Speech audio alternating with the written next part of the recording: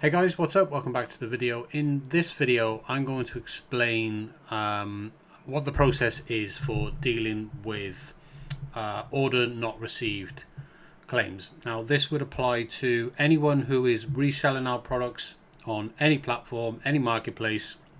The way you deal with this is exactly the same. And if you deal with it in this way, you can resolve the customer issue, the customer complaint, essentially with just one email. So this is the process. This is exactly what you need to do. So we're currently looking at the dealing with order not received claims page on the website. You can access this via the retailer app when you log into your account. And if you scroll down, you can see this section here. This dealing with order not received claims is the button that you want to press. And that's going to take you over to this page here. Right, so we have templates depending on what stage you're at in the problem. Okay, so for example, customer reaches out to you and says, "Hey, I haven't received my order. Can you provide me with a tracking update?" Anything. Customer could request anything. They could say, "Can you give me a tracking update? Could you give me a refund? Can you send me a replacement?" So regardless of what they say, you still go through the process detailed on this page. Okay, you have to deal with it this way. Now, the first thing you're going to want to do is you're going to want to look at this not yet late template. Okay, now you would use this template if the order is not yet late. So you need to figure out, when is the order deemed late. Now that is going to vary depending on which courier was used, whether you supplied your own shipping labels, whether you used Royal Mail, whether we supplied the shipping labels. So it really does depend. So the first thing you're going to want to do, customer reaches out to you with a non-receipt claim, is you're going to want to have a look at the tracking information. Now, if you've sold the item on a marketplace such as eBay, Amazon or Etsy, and you purchased your own shipping labels which you provided to us at the time when we invoiced the order to you, then you should have tracking information automatically uploaded to the marketplace platform. That is assuming that the service that you used when you bought those labels is a service that has tracking on it. Most services do have tracking on it, apart from things like small letters. So if you send in via a small letter with Royal Mail, for example, which is the cheapest option that you can do, some of our items do qualify for small letter postage, and those are the only items which are untracked. Items which are sent as large letters, those do have tracking via Royal Mail, but they only have delivery confirmation, which is essentially a service that provides you with confirmation of delivery once it's actually been physically delivered. Up to that point, it'll just tell you it's on the way. And then if you've sent via parcel, again with Royal Mail, most of the time that's just going to be a delivery confirmation. If you send with every, you'll have full tracking right the way through the network. So the first thing you're going to want to do is you're going to want to open up in every, and essentially you can track the delivery on the website here. Now you might see this, right? So this means an update will only be provided when we attempt to deliver items. So what this means is that this particular service has delivery confirmation on it. This is what this means. It means there's no tracking updates along the way, but after it's been delivered, Royal Mail will scan it at the doorstep of the customer, and then it will have delivery confirmation with GPS location that you can provide to the customer. So the first thing you want to do is look at the tracking. Now, because when you have a service such as this, when there's just delivery confirmation and you don't have any tracking along the way, you really just need to look at whether or not the estimated delivery has passed.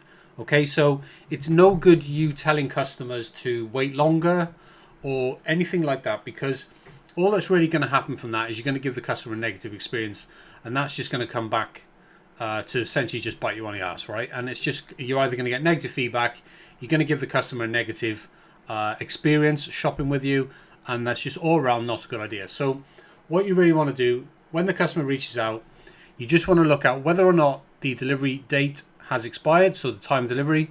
So again, If you're selling on marketplaces, the buyer would have been given an estimated time of delivery at the time of purchase. Go by that.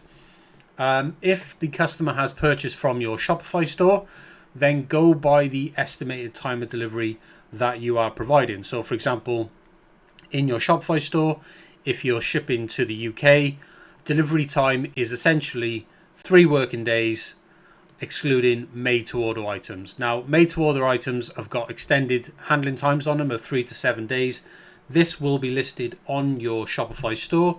If you go over to your delivery page, we scroll down to the bottom, this is what customers actually see delivery.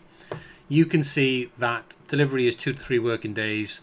Personalized items have extended delivery of 3 to 7 days. So a good rule of thumb is, has there been more than 10 working days since the order was, since the item was effectively dispatched, right? Since the tracking was added. If it's been more than 10 working days, assume the order is now late and send this template. This is an offer of a replace or a refund template, and it resolved the problem with your customer with a single email. Okay, so you're going to want to send that template if it's been more than 10 working days and the order is late, then you're just going to want to just go ahead and send this email on the first reply to the customer. If the order isn't late and it's still within the estimated shipping time, bearing in mind if the order is going overseas, then potentially you're looking at, up to 21 working days. So you're going to want to consider that. But if it's in the UK, it's generally, orders should be there within 2 to 3 working days via Royal Mail, and it's about 2 to 4 working days with every.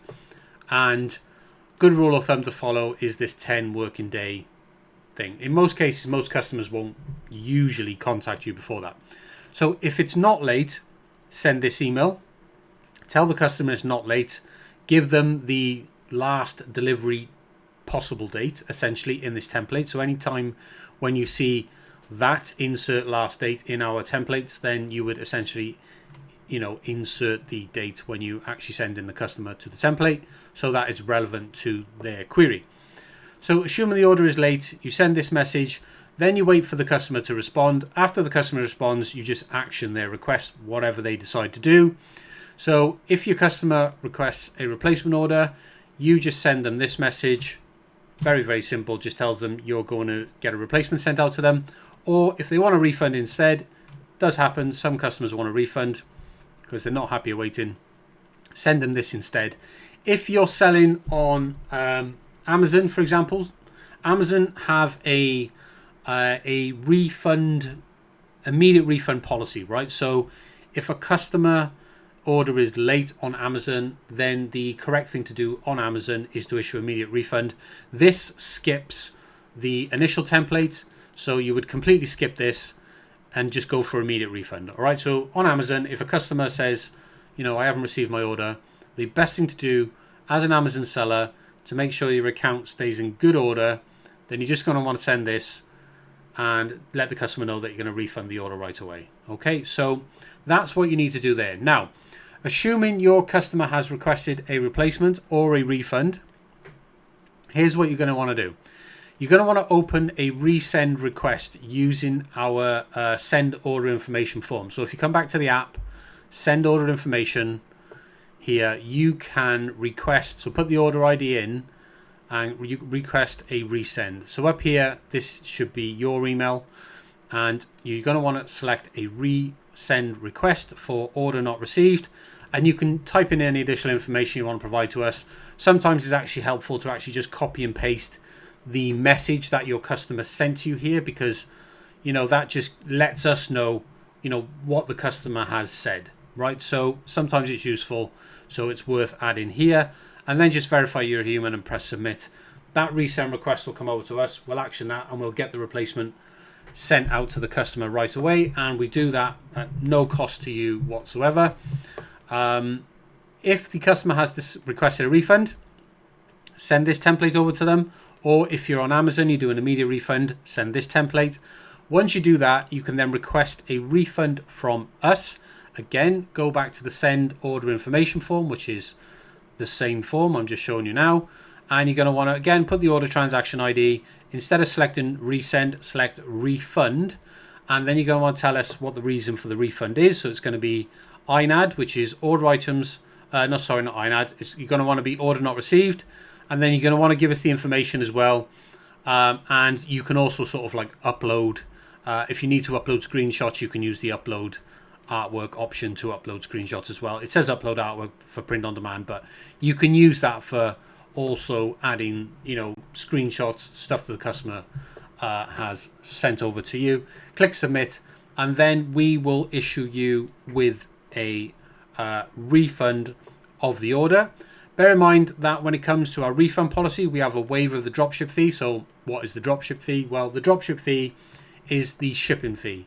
So if you don't supply us with your shipping labels at the time of order, and we have to invoice you for shipping labels, that is what a dropship fee is. If the order is being refunded and you have paid a dropship fee, then you waiver the dropship fee in that scenario. If you are supplying your own shipping labels, then what you can do is you can go over to the marketplace, and you can effectively, if it's a claim of non-receipt, then you can actually put a claim in with the marketplace and at a very minimum get a refund for the label that you have purchased from the marketplace. Okay, so that is basically pretty much all you need to do in the case of a order not received. Super simple process, guys, really easy to do. You can just come over to this page, follow the steps here, and if you need any help along the way, then you can just reach out to myself directly inside of Slack, and I'll be more than happy to sort of let you know how to actually process that resend or refund. So there you are, guys. That's how you deal with orders not received. If you do it this way, I can guarantee that you will essentially not have any problems with your customers whatsoever. We've been using this process for all of our resellers for well over 10 years. Very effective, very quick, very easy, everything templated. Everyone comes out happy. So there you are, guys. Hope you learned something in this video. If you did, fantastic. And I'll catch you in the next video.